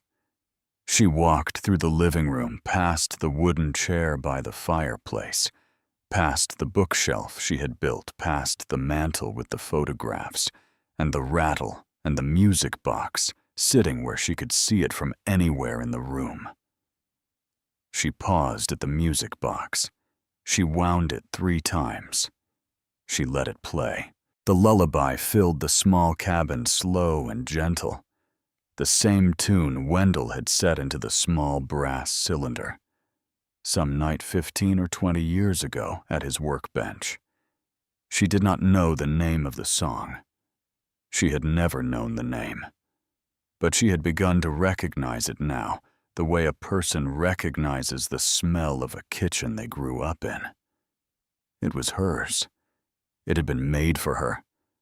And every time it played, it filled the cabin with something that was not silence, not exactly, but the kind of full quiet that exists in a room where somebody who loves you has just stopped speaking. The mechanism wound down. Adeline stood there for a moment in the dark living room of the cabin her grandfather had built. Then she walked down the small hallway to the bedroom and she turned off the light, and she went to bed, in a place where she finally completely belonged.